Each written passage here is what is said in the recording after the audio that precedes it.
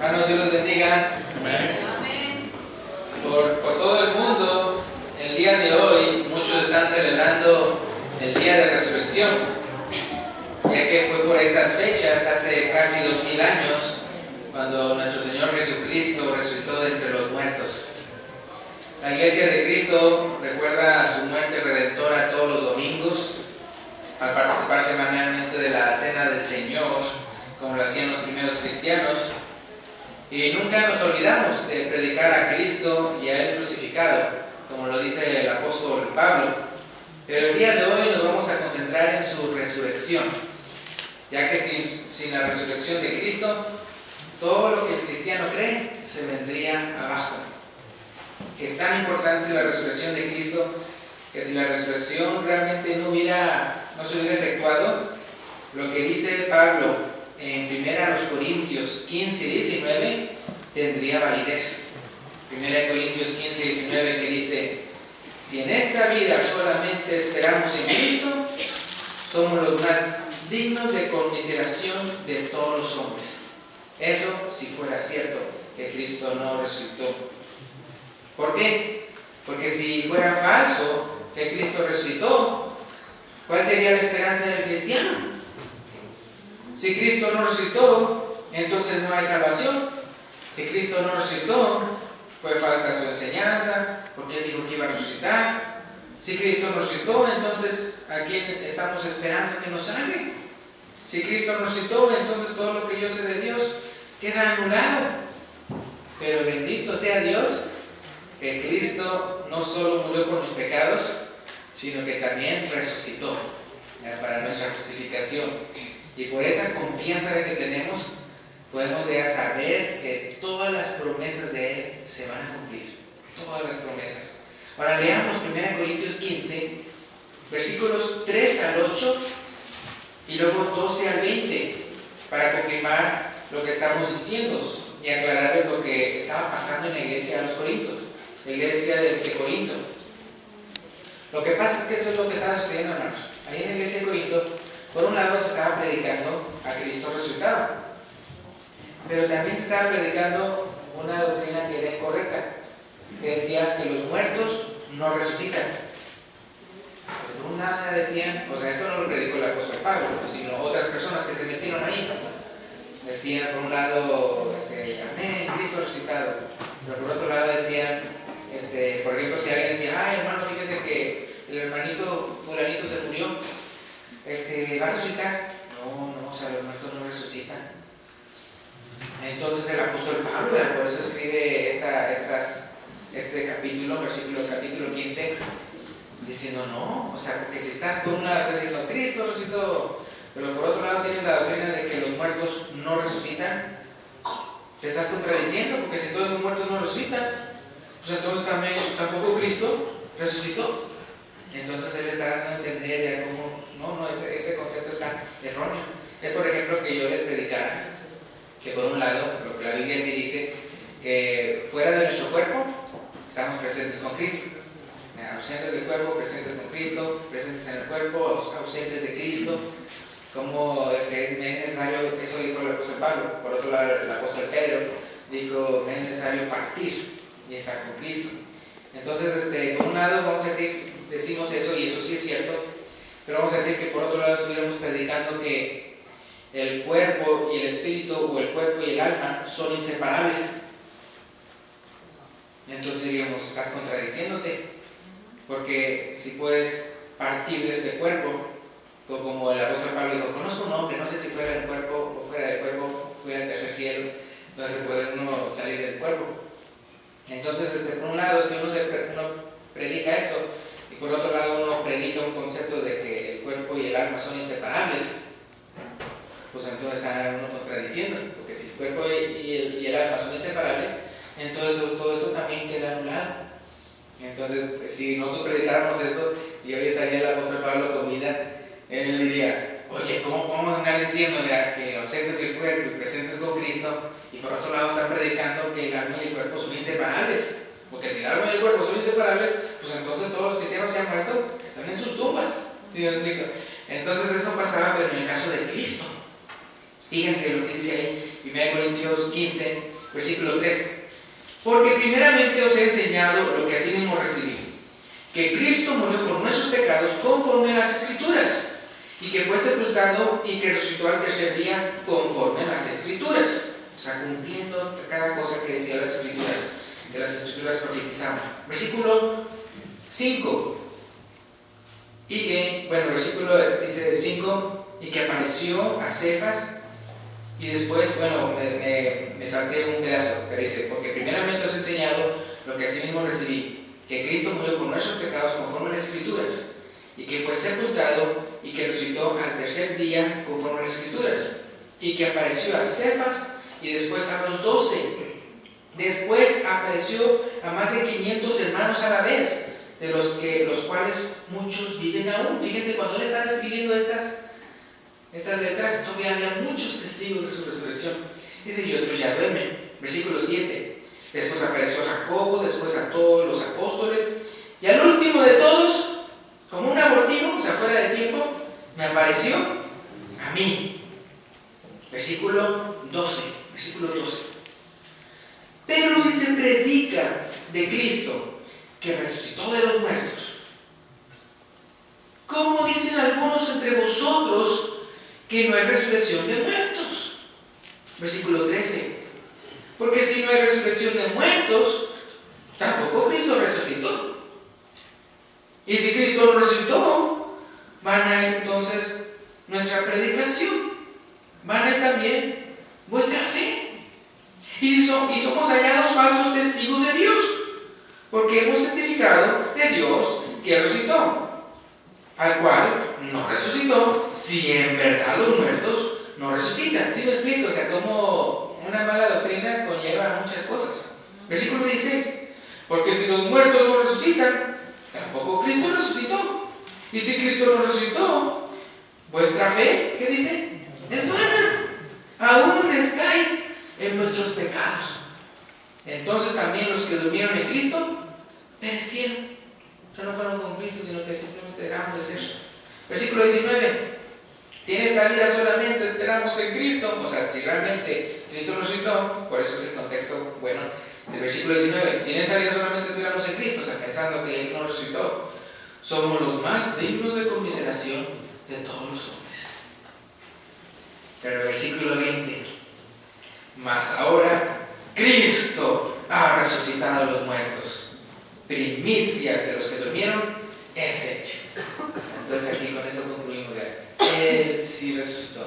Entonces todo esto lo está explicando para decirles que esa doctrina de que los muertos resucitan está mal, porque entonces contradicen todo el Evangelio. Ahora, gracias a Dios, el testimonio escrito de los que fueron testigos oculares de la resurrección de Jesús ha sido conservado a través de las edades hasta el día de hoy. Ustedes lo tienen ahí en su regazo, ahí en las Sagradas Escrituras, el Nuevo Testamento. Fíjense, desde el primer siglo hasta el siglo XXI. O sea, gracias a Dios que Dios ha conservado el testimonio de esas personas que fueron testigos oculares y que fueron escritos. Ahora, y sabemos que sus testimonios son verdaderos, aparte de muchas otras pruebas. Una cosa que uno puede ver de ellos, de los que fueron testigos, es que hasta su propia vida dieron defendiendo lo que ellos habían visto. Si ellos hubieran estado predicando mentiras, o sea que realmente no lo vieron, ¿ustedes creen que hubieran dado sus vidas? No. O sea, a la mera hora que cuando te voy a matar porque tú crees en Cristo, que dices que Él es resucitado, te voy a matar. No, realmente no lo vi, yo lo inventé, estamos bien. No, sino que ellos hasta sus vidas, acuérdense de una persecución tremenda. Quién sabe cuántas personas han muerto por eso, murieron por eso. ¿Por qué? Porque defendieron la verdad que habían visto, lo que es la resurrección de Cristo. Ahora, como las personas son muy duras para creer, Cristo tuvo que probarles de varias maneras su resurrección. ¿Sí me explico? O sea, cuando Él resucitó, Él tuvo que mostrarle a las personas que estaban en esos momentos, en esos días, viviendo, les tuvo que realmente mostrar que Él, que estaba Él, que era verdadero, que Él era el mismo que estaba en la cruz, que había derramado toda su sangre, y que ellos mismos, o sea, cualquier persona que vio a Jesús siendo crucificado y latigado y todo eso, sabía que era una persona que no importa cuánto quisieras tú hacerle a ese cuerpo, no podía resucitar, porque estaba totalmente sin sangre. Y hasta la Biblia dice, la vida está en la sangre. ¿Se acuerdan qué es lo que le pasó a George Washington, el primer presidente de Estados Unidos? ¿Cómo murió?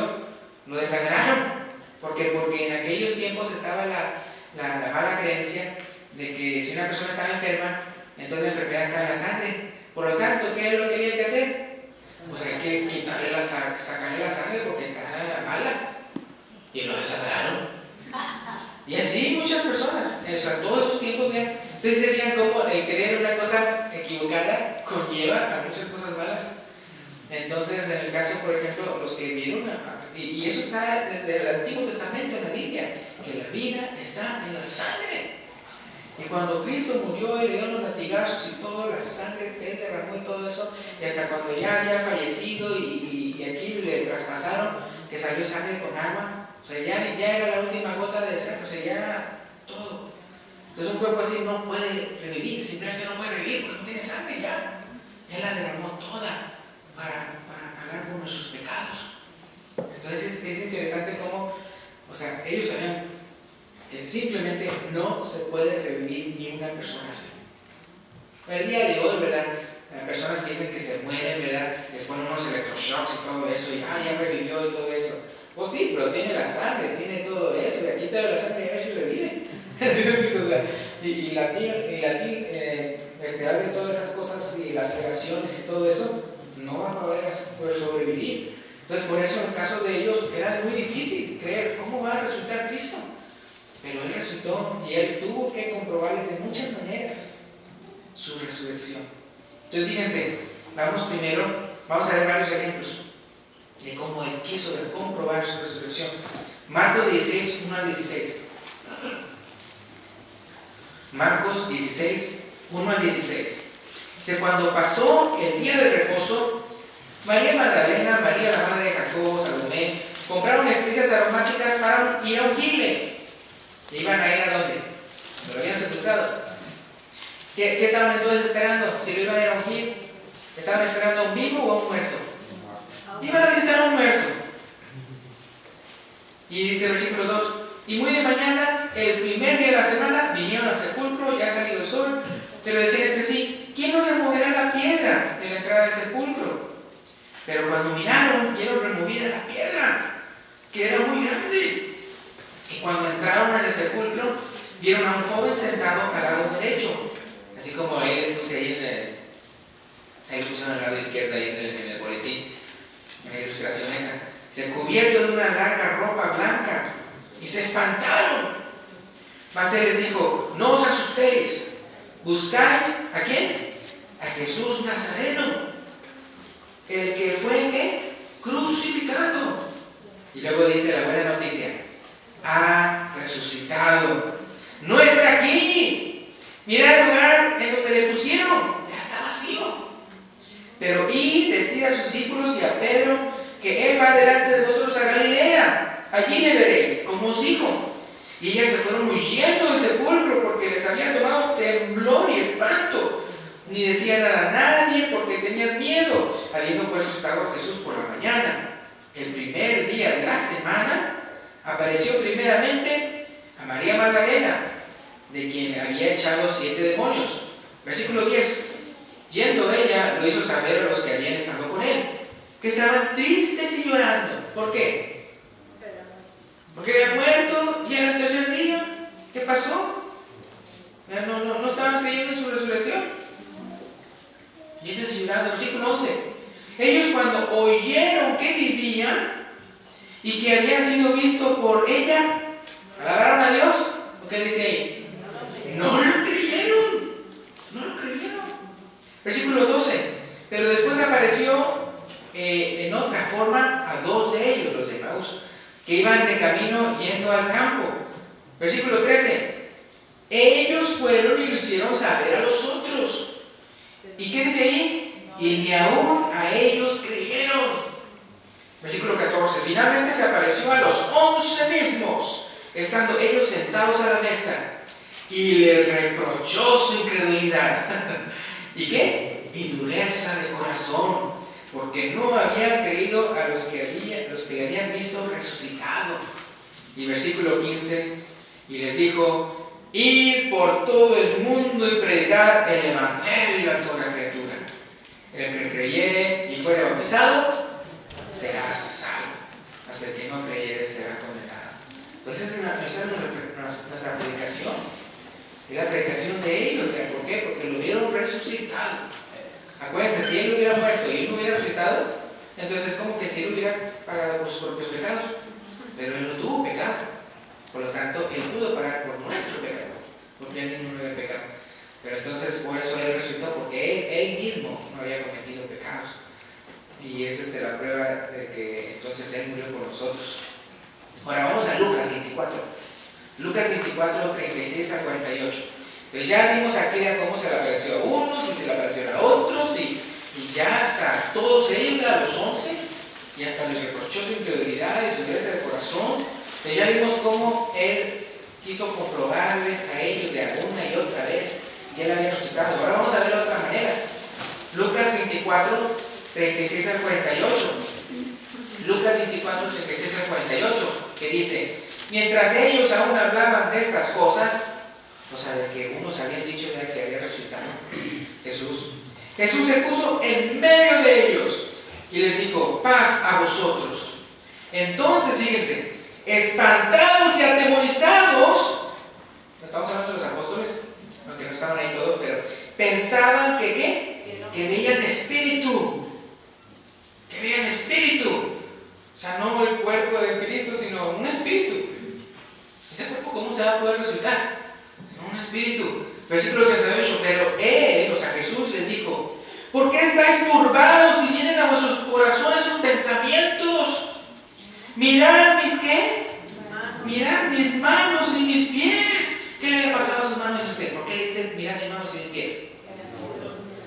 Las señales de la crucifixión. Las señales de la crucifixión. Mirad mis manos y mis pies, que yo mismo soy. Hay unas personas que dicen: ay no, pero ¿por qué resucitó todavía teniendo esas marcas? ¿Por qué no se las quitó Dios de esas marcas? Entonces, ¿cómo hubiera comprobado que él era el mismo que estaba crucificado? ¿Sí me explico? Era muy importante que él todavía tuviera las marcas de un crucificado. Acuérdense que en el caso del Antiguo Testamento, a una persona le creyeron su mensaje porque vieron en él las marcas de que había sido tragado por un gran, ¿se acuerdan? Jonás. O si no, no lo hubieran creído para nada. Nadie diría: este no fue, mira, no se ve que no tiene nada. En el caso de él también tenía que probar, él tenía que tener las marcas de que él era el mismo que estaba en la cruz. Nada más que no tenía sangre, ya la había derramado por ustedes y por mí, pero él como quiera seguía siendo carne y hueso. Prefiero el cuerpo resultado. Entonces fíjense, dice: mirad mis manos y mis pies, que yo mismo soy. Y luego le dice: palpar y ver. ¿Usted puede palpar un espíritu? No, ¿verdad? Palpar y ver, porque un espíritu no tiene carne ni huesos, como veis que yo tengo. Y diciendo esto, o sea, porque entonces, ¿cómo sería? Una, la aparición. Otra, ¿cómo era? Tóquenme y véanme, que soy el que estaba crucificado. Y luego fíjense lo que dice el versículo 40. Y diciendo esto, les mostró las manos y los pies. Y como todavía ellos de gozo no lo creían, qué curioso, no, de gozo no lo creían. Usted de gozo se ha quedado así como, no puedo creerlo. Hay unas personas que lo creen y no lo creen. Es como cuando uno dice: esto es ¿qué? Increíble. Uno dice esa expresión: esto es increíble. Pero cuando uno dice increíble, lógicamente no está diciendo que uno no está creyendo, sino que uno está creyendo, pero wow, o sea, esto es increíble. O sea, simplemente si no lo veo, como dicen uno, no lo creo. Entonces se les mostró las manos y los pies. Y todavía ellos de gozo no lo creían y estaban maravillados, y les dijo: ¿tenéis aquí algo de comer? O sea, qué bueno ver que están maravillados, pero no quiero que quede nada de duda. Vamos a ver si un espíritu puede comer o no. Un espíritu no. No puede palpar, no puedes enseñarle esto. pues otra prueba más, voy a comer. Dice, ¿tenéis aquí algo de comer? No era porque estaban viendo que están las costillas, no, o sea, era para probarles. 42. Entonces le dieron parte de un pez asado. Hermano, hablando del pez asadito, mira aquí tengo uno bien rico, ¿no es cierto? Y un panal de miel que tengo por aquí, así asadito, y qué rico, ¿no? Entonces le dieron parte de un pez asado y un panal de miel.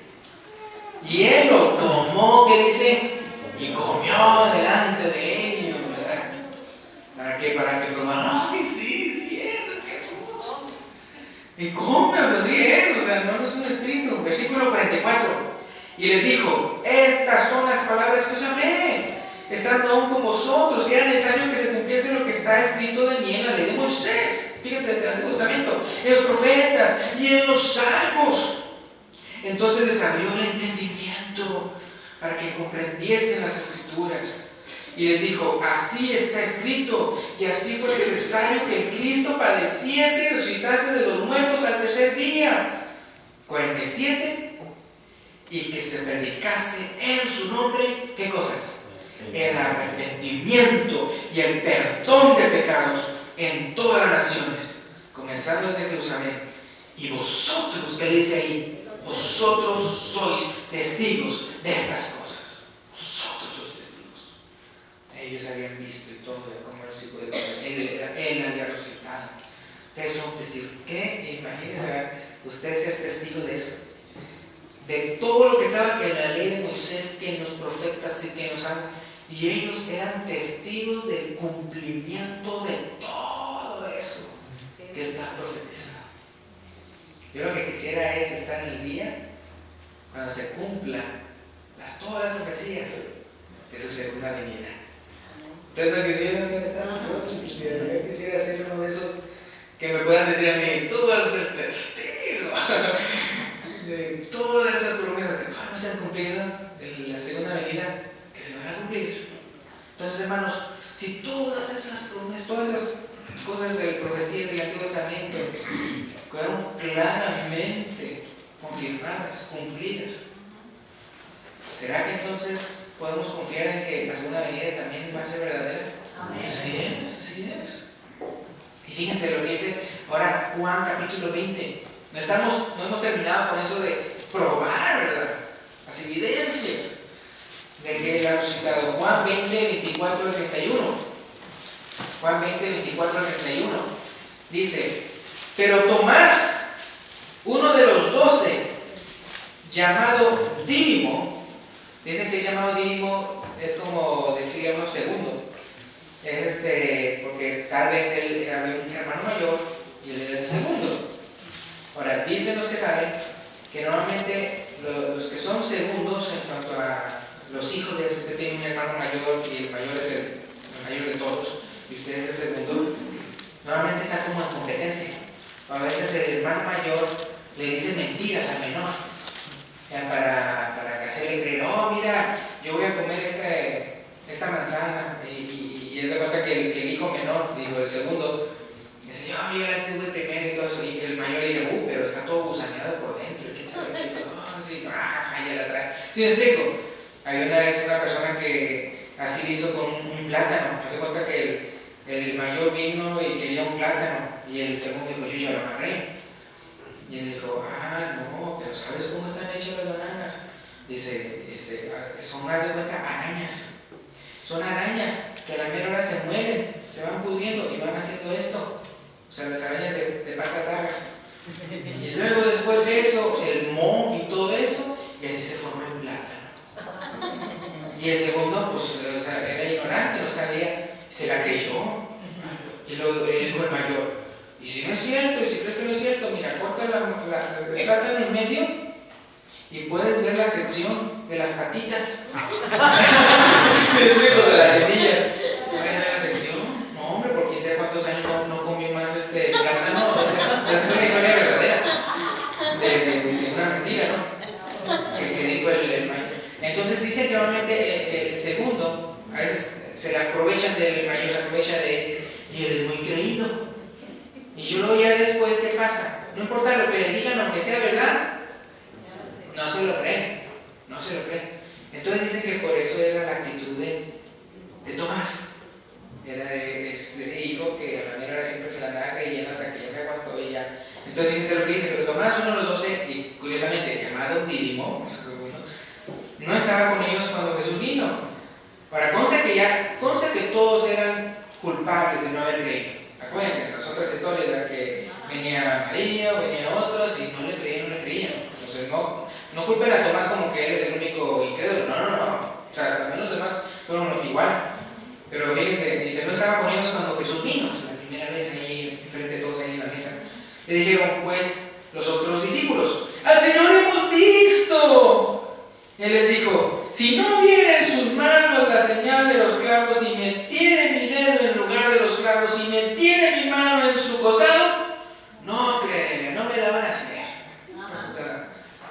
Versículo 26, 8 días después, que era otro domingo, estaban otra vez sus discípulos dentro y con ellos Tomás. Llegó Jesús estando las puertas cerradas y se puso en medio y les dijo, paz a vosotros. Como habíamos visto que dijo también en Lucas 27, versículo 27. Luego dijo a Tomás, pon aquí, ¿qué dice? Tu dedo y mira mis manos y acerca tu mano y métela en mi costado y no seas incrédulo sino creyente. Imagínense tanto así como para que también. Versículo 28. Entonces Tomás respondió y le dijo, Señor mío y Dios mío. Jesús le dijo, porque me has visto, Tomás, creíste. Bienaventurados los que no vieron y creyeron. ¿Esa bienaventuranza nos llega a nosotros? Amén. Versículo 30. Hizo además Jesús muchas otras señales en presencia de sus discípulos.